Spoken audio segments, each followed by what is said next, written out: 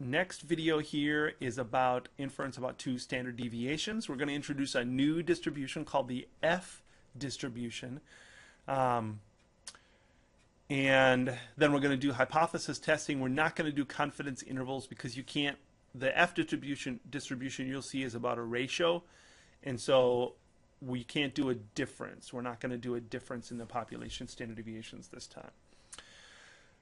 Important note here, we're doing the full screen. Inference can only be done if the populations that they're drawn from are normally distributed. So this is very critical here. This is what I talked about in the last video, that this test is not robust.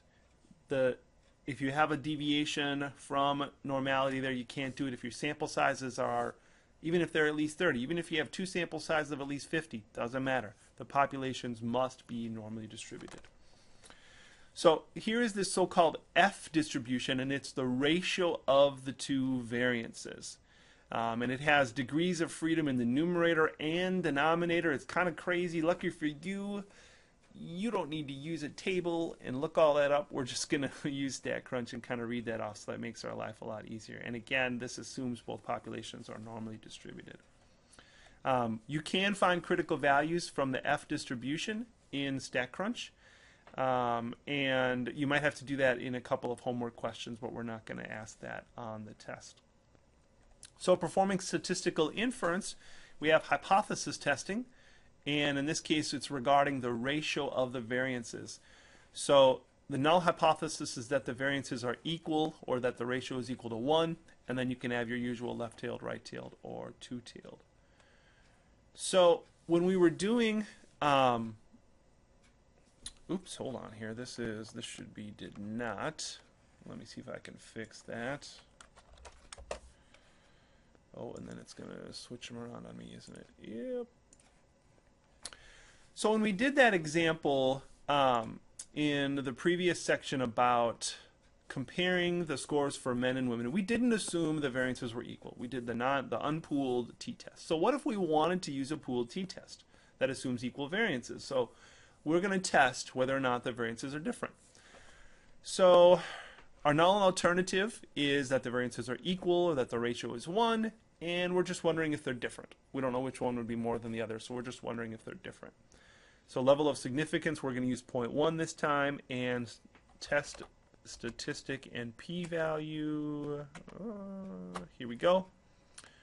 So we're going to do stat variance stats to sample with data, right? Because we have men and women. So we're going to do women, men, and a null hypothesis is that the ratio is 1, and alternative is that they are not equal. Compute. Ooh, there's something I should have checked first. Hold on. So there's our F statistic. So before I do that, I should have done a QQ plot. Uh-oh. I haven't checked this. I honestly have not done this yet. So let's cross our fingers and hope that these are both linear. Eee. Ooh. That's not great. What about the other one? Well, that one's better. So the men looks pretty good, right? That looks pretty good. Pretty linear. Women, not so much. Sorry, women. Oh. So we'll wave our hands at that because we want to keep going with our example. But it didn't look great. So we probably, oh, I got this out of the order. We probably should not have done the statistical inference because the distribution of the test scores for women did not look normally distributed. But we're going to do it anyway. It's not really close anyway. Here, like if you look at this, the p-value is not close. So it doesn't look like